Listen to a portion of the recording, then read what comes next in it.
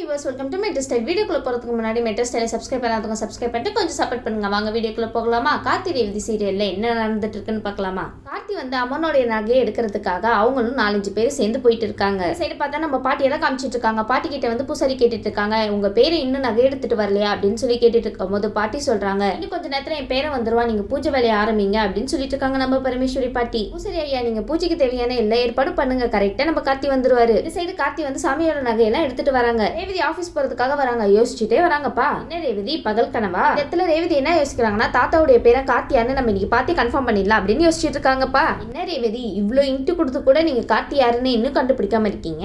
சரி சரி, இன்னைக்காவது பாத்துருவீங்கல்ல, இன்னைக்காவது பார்த்து கரெக்டா கண்டுபிடிச்சிருங்க கார்த்தி யாருன்னு. அப்போன்னு பார்த்து ஈஸ்வரி, சந்திரா, சூரியகலா 3 பேரும் உட்கார்ந்து நல்லா ஜாலியா பேசிட்டு இருக்காங்கப்பா. அதானே ஈஸ்வரிக்கெல்லாம் என்ன கவலை, அவங்க நினைச்சது தானே இப்போதைக்கு நடந்துட்டு இருக்கு, அதனால எந்த கவலையும் படாம ஜாலியா உட்காந்து பேசிட்டு இருக்காங்க. வருங்கால மருது மாப்பிள்ளை கிட்ட. மருது மாப்பிள்ளை இன்னையோட அவங்க சாப்டர் க்ளோஸ். ரேவதி அவங்க 3 பேர் பேசுறத பார்த்துட்டு நினைச்சிட்டு இருக்காங்க, என்னது இது 10 மணிக்கு பூஜை ஸ்டார்ட்னு சொன்னாங்களே, இவர் என்னது இன்னும் இங்கேயே உட்காந்துருக்காரு, இவர் இங்க உட்காந்து ஜாலியா பேசிட்டு இருக்கத பார்த்தா பூஜைக்கு போற மாதிரி தெரியலையே அப்படின்னு சொல்லிட்டு ஒரு பக்கம் யோசிச்சுட்டு இருக்காங்க.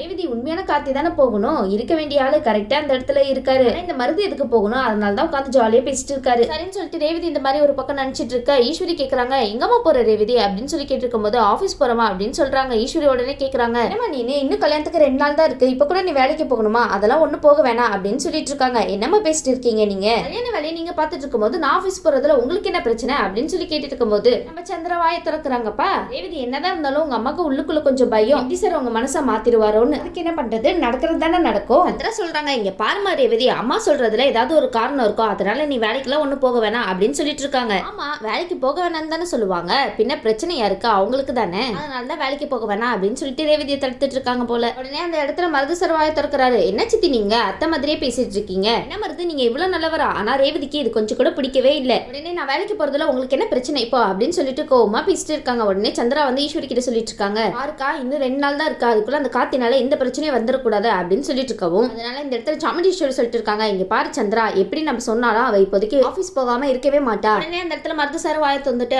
ஆமா அத்தை, எனக்கு ரேவதி ஆபீஸ் போறது கொஞ்சம் கூட பிடிக்கவே இல்லை அப்படின்னு சொல்லிட்டு இருக்காங்க. அது தேவையில்லாம ரேவதி கிட்ட திட்டு வாங்காதீங்க, பாருங்க அவ அப்படியே என்ன மாதிரி ரொம்ப பிடிவாதக்காரி, இப்ப மட்டும் நான் வேலைக்கு போக வேணாம்னு சொன்னேன்னு வச்சுக்கோங்களேன், அவ நம்மளே சந்தேகப்பட ஆரம்பிச்சிருவா, அதனாலதான் அவ போக்குலயே விட்டு பிடிக்கிறேன் அப்படின்னு சொல்லிட்டு இருக்காங்க நம்ம ஈஸ்வரி.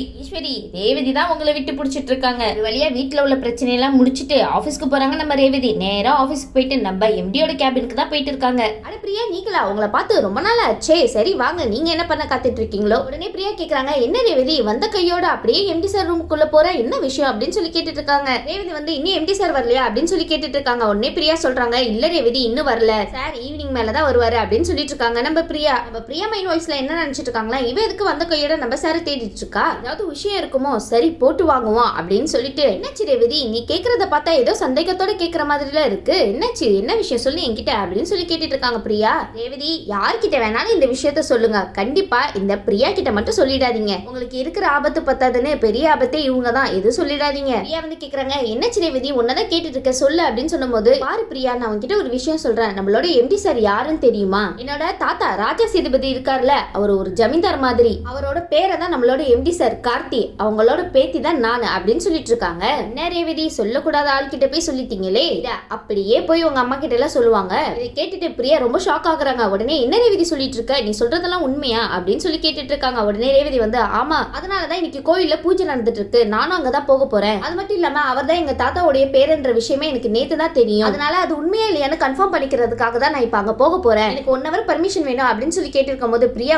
அதெல்லாம் முடியாது ரேவதி. ஆமா ரேவதி எப்படி தருவாங்க, உங்களுக்கு பர்மிஷன் கொடுத்தா அவங்க வாழ்க்கையில போயிடும், பாரு ரேவதி லீவ் எல்லாம் தர முடியாது, நீங்க தான் இருக்கணும் அப்படின்னு சொல்லிட்டு இருக்கும் போது உடனே ரேவதி கேக்குறாங்க, இல்ல பிரியா கண்டிப்பா எனக்கு இன்னைக்கு லீவ் வேணும், போயிட்டு நம்ம எம்டி சார் தான் கார்த்தியான்னு நான் கன்ஃபார்ம் பண்ணிக்கணும் அப்படின்னு சொல்லிட்டு இருக்காங்க. அப்படின்னு சொல்லிட்டு ரேவதி பாட்டுக்கு கிளம்பி போயிட்டு இருக்காங்க. ரேவதி இப்ப பண்ணீங்க பாத்தீங்களா, அதுதான் கரெக்ட், அவங்க கிட்ட போயிட்டு எதுக்கு பர்மிஷன் கேட்டுட்டு இருக்கணும், அது உங்களோட ஆபீஸ் ரேவதி, நீங்க இஷ்டத்துக்கு வரலாம் இஷ்டத்துக்கு போகலாம், ஆனா நம்ம பிரியாக்கு என்ன பண்றதுன்னு தெரியல. உடனே சந்திரகலா ஞாபகம் வருது. சந்திரகலாக்கு கால் பண்ணி சொல்றதுக்காக முயற்சி பண்ணிட்டு இருக்காங்க. இந்த பக்கம் நம்ம கார்த்தி அம்மனோட நகையெல்லாம் எடுத்துட்டு கோவிலுக்கு வந்துட்டு இருக்காங்க. அந்த நகையெல்லாம் நம்ம பரமேஸ்வரி பாட்டி கிட்ட கொடுக்குறாங்க. பரமேஸ்வரி பாட்டியும் அந்த நகையை பூசாரி ஐயா கிட்ட கொடுத்துட்டு, இந்தாங்க பூசாரி ஐயா, பூஜையை தொடங்கலாம் அப்படின்னு சொல்லிட்டு இருக்காங்க நம்ம பாட்டி. பூசாரி ஐயாவும் நகையெல்லாம் வாங்கிட்டு பூஜை பண்றதுக்காக தயாராகிட்டு இருக்காங்க. இன்னும் கொஞ்ச நேரத்துல யாகம் ஸ்டார்ட் பண்ண போறாங்க. அதுவும் நம்ம கார்த்திகையால தான் இந்த யாக பூஜையை ஆரம்பிக்க போறாங்க அப்படின்னு சொல்லிட்டு ஊர்க்காரங்க எல்லாம் பேசிட்டு இருக்காங்க. உடனே சந்திரகலாக்கு பிரியா கால் பண்ணும்போது சந்திரகலா கேக்குறாங்க, என்ன பிரியா இந்த நேரத்துல போய் கால் பண்ணிருக்க அப்படின்னு சொல்லி கேட்டு இருக்கும்போது, பாருங்க ஆண்டி ரொம்ப முக்கியமான விஷயம் நடந்துச்சுங்க அப்படின்னு சொல்லிட்டு இருக்காங்க. உடனே சந்திரகலாவுக்கு வந்து பதறிட்டு கேக்குறாங்க,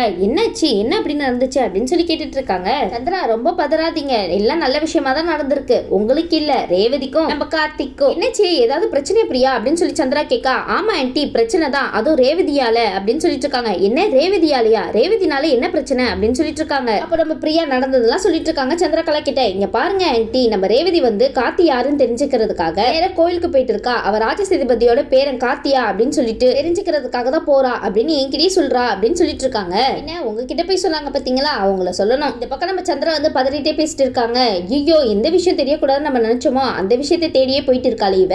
போச்சுடா இப்ப எல்லா விஷயமே அவளுக்கு தெரிஞ்சிச்சா, இதுக்குதான் அவளை வேலைக்கு போக வேணாம்னு சொன்னேன். இந்த அக்கா கேட்டாளா, சரி எப்படியாவது அவளை தடுத்து நிறுத்தணும். இந்த அக்கா அப்பயே வேலைக்கு போக கூடாதுன்னு ஸ்ட்ரிக்டா ரேவதியை சொல்லியிருந்தா இந்த மாதிரிலாம் நடந்திருக்குமா அப்படின்னு சொல்லிட்டு ஒரு பக்கம் யோசிச்சுட்டு இருக்காங்க நம்ம சந்திரா. சந்திரா இந்த மாதிரிலாம் நடக்கணும்னு இருக்கு, என்ன நடக்கணுமோ அது கரெக்டான நேரத்துல நடந்தே தீரும், அது யாருனாலையும் மாத்த முடியாது பாத்துக்கோங்க.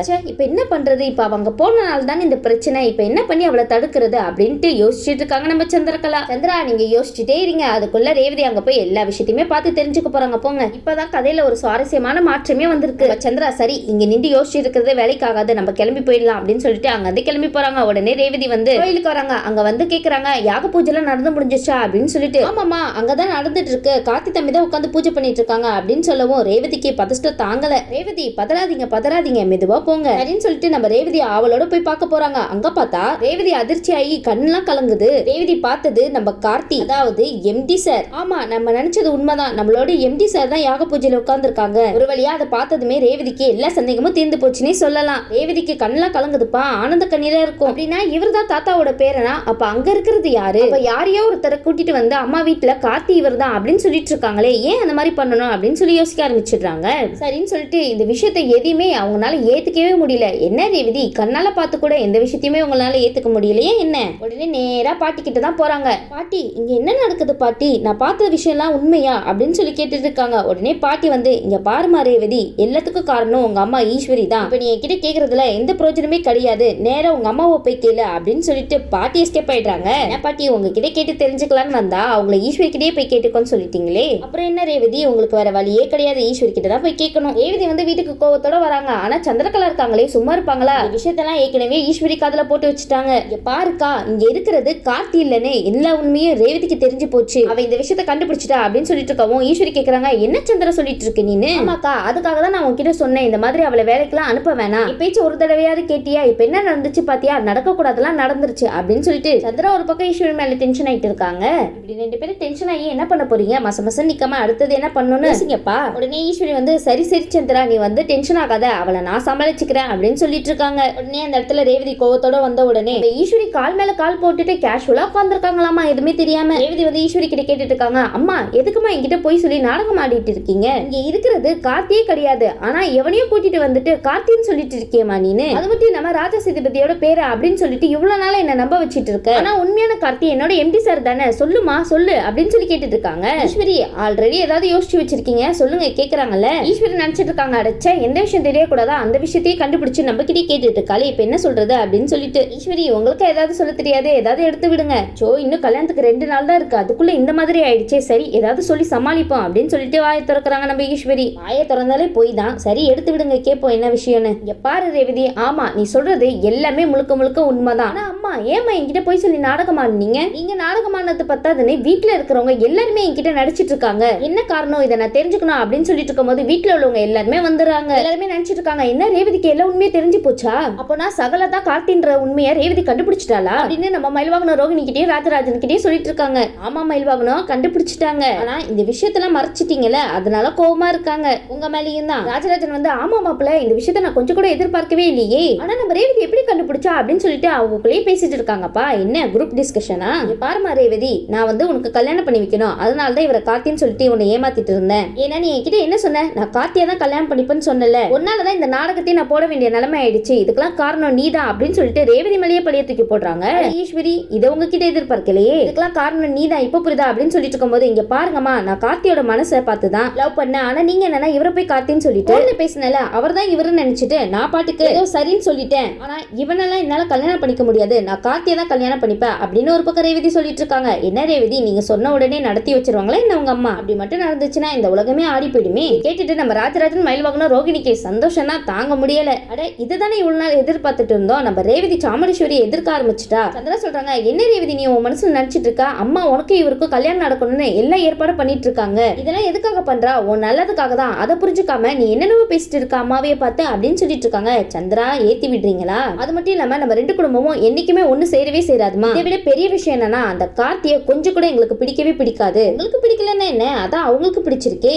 பாரு ரேவதி, உனக்காக தான் அவனை இந்த வீட்டுக்குள்ளேயே அனுமதிச்சோம். நீ என்னன்னா அவனையும் கல்யாணம் பண்ணிப்பேன்னு இங்க முன்னாடி சொல்லிட்டு இருக்க. பாரு ரேவதி, நீ சின்ன குழந்தை மாதிரி அடம் பிடிச்சிட்டு இருக்காத. நீ என்னதான் தலைகீழ நின்றாலும் இந்த கல்யாணம் நடக்கவே நடக்காது. உனக்கு கல்யாணம் நடக்கணும்னா அது நான் பார்த்து வச்சிருக்கிற இந்த மாப்பிள்ளை கூட தான் அப்படின்னு சொல்லிட்டு இருக்காங்க. சவால்னா இப்படி இருக்கணும். ரேவதி வந்து, ஓ அப்படியா, சரி ஒரு கை பார்த்துடலாம் அப்படின்னு சொல்லிட்டு இருக்கும் போது ஈஸ்வரி வந்து ரேவதியை மிரட்ட ஆரம்பிச்சிடுறாங்க. ஈஸ்வரி, ரேவதி இன்னும் குழந்தைன்னு நினைச்சிட்டு இருக்கீங்களா என்ன? பாருமா ரேவதி, நீ மட்டும் இந்த கல்யாணத்துக்கு ஒத்துக்கலன்னு வச்சுக்கேன், நான் உயிரோடையே இருக்க மாட்டேன் அப்படின்னு சொல்லிட்டு பிளாக்மெயில் பண்ணிட்டு இருக்காங்க. அச்சோ, ரேவதி மனசு மாறிடுவாங்களோ? கேட்டதுமே ரேவதிக்கு என்ன பண்றதுன்னு தெரியல. அச்சோ ரேவதி, மனசு மாறிடாதீங்க. சரி, கல்யாண வேலை ரொம்ப மும்பரமா நடந்துட்டு இருக்கு. ரேவதிக்கும் கார்த்தி யாருன்னு தெரிஞ்சு போச்சு. இனி இவங்க ரெண்டு பேருக்குள்ள யார் ஜெயிக்கிறாங்கன்னு வெயிட் பண்ணி பார்க்கலாம். ரேவதி என்ன பண்ண போறாங்க? ஈஸ்வரிய மீறி நம்ம கார்த்திய கல்யாணம் பண்ணிக்க போறாங்களா இல்ல மருத கல்யாணம் பண்ணிக்க போறாங்களான்னு பார்க்கலாம். இந்த வீடியோ உங்களுக்கு பிடிச்சிருந்துச்சுன்னா மறக்காம மெட்ரஸ் ஸ்டைல லைக் பண்ணுங்க, ஷேர் பண்ணுங்க, சப்ஸ்கிரைப் பண்ணிடுங்க. தேங்க்யூ.